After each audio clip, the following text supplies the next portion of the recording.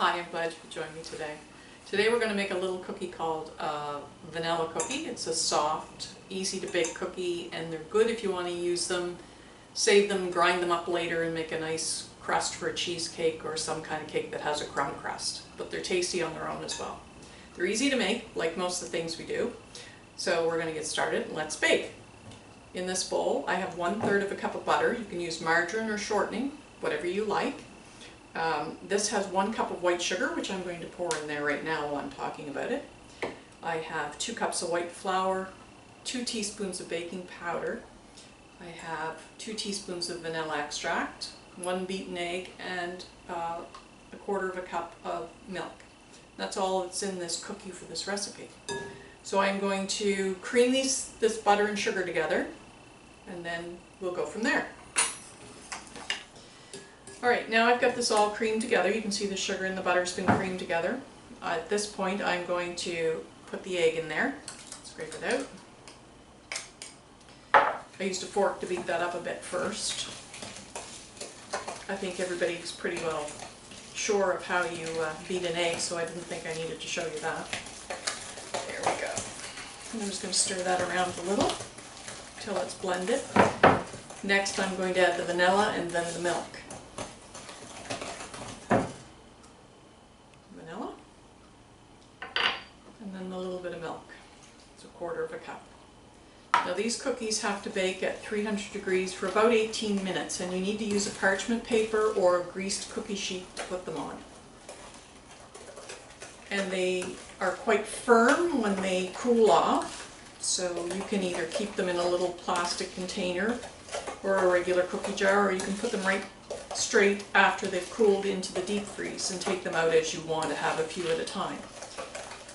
The thing about gluten-free baking is there's no preservatives in this stuff, so it doesn't keep a long time fresh. So if you want to keep it, you have to put it in the deep freeze or keep it refrigerated for a few days until it's gone. Alright, the next thing we're going to do is take our 2 cups of flour. I'm going to add my baking powder to that. Scrape it out.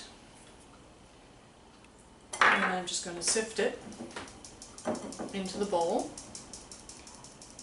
There we go. I'm going to set that over here, and then I'm just going to put this flour directly into the batter. Stir it around. And it'll just take a minute or so to get that all incorporated. If you have any comments about these recipes, let me know. And if there's a recipe that you have used in the past, but now you've discovered that you have celiac or want to follow the celiac diet, if you let me know, I'll try different ways to make the recipe work for you as a gluten-free item. I can't guarantee I can do it, but I can certainly give it a try. All these recipes were originally recipes that you would use with real flour and non-gluten-free products. And I've worked these recipes out so that we can use them in our household for a gluten-free item. It took a little while, but I've managed to do it. Alright, now we're going to take this nice dough that we have. It's very soft. I'm just going to scrape it off my fingers. Always wash your hands, as I've told you before. And I'm going to plate these onto my cookie sheet. I guess I have quite a little mess going on here. I'll move a few things to one side to give us a little more room. I just have a tablespoon, and I'm just going to put spoonfuls of cookie dough in a drop form onto the little cookie sheet. Now you can make these larger or smaller depending on what you like. Where most of the time I just use these cookies as a base for something else, I don't make them very large. Then they get a little crispier and they make a nicer cake bottom for squares or gluten-free cheesecake.